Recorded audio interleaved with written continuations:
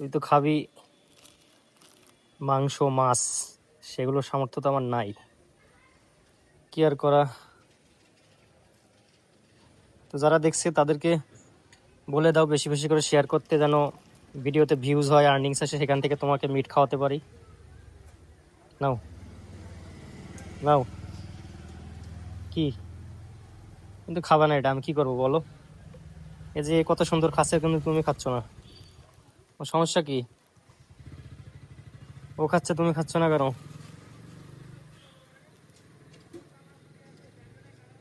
ওর মুখে রুচি কম আছে না মানুষের ভিতরে, কিছু কিছু ওর মানুষ, কিছু কিছু মানুষ আছে যা দেয় তাই খায়, আর কিছু কিছু আছে যদি সবচেয়ে দুনিয়ার সুন্দর খাবারও রান্না করে দেয়, ওর খাবারের প্রতি রুচি নাই। ও হচ্ছে ওর ভিতরে একজন, ভালো খাবারের রুচি নাই ওর।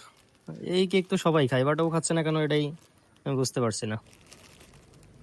তো যাই হোক, যারা ভিডিওগুলো আমার দেখেন তাদের প্রতি একটাই রিকোয়েস্ট থাকবে, আপনাদের কোনো আপনাদের কাছে কোনো আমার আর্থিক চাহিদা নেই, আপনারা শুধু ভিডিওগুলো বেশি বেশি করে শেয়ার করবেন যেন আমি অনুপ্রাণিত হতে পারি। আর যারা ফেসবুক থেকে দেখছেন ভিডিওগুলো, ফেসবুক থেকে শেয়ার করবেন এবং ফেসবুক পেজটি ফলো করে দিবেন। আর যারা ইউটিউব থেকে দেখছেন তারা আমার ইউটিউব চ্যানেলটি সাবস্ক্রাইব করে দেবেন।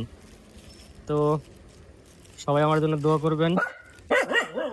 এই যে দেখেন, ও খাবার দিয়ে খবর নাই, কিন্তু একটা গাড়ি আসছে চিল্লাই উঠছে। এই হচ্ছে কিছু কিছু মানে মানুষের মতো কিছু কিছু মানুষ আছে দেখবেন, মানুষের ভিতরেও গায়ে বল নাই কিন্তু চেঁচানোর দিকে ঠিক আছে। এবং এর ভিতরে হচ্ছে এই সব পশু পাখির ভিতরে এইরকম আছে, সব প্রাণীদের ভিতরে গায়ে বল নাই কিন্তু চেঁচানোর দিকে আছে।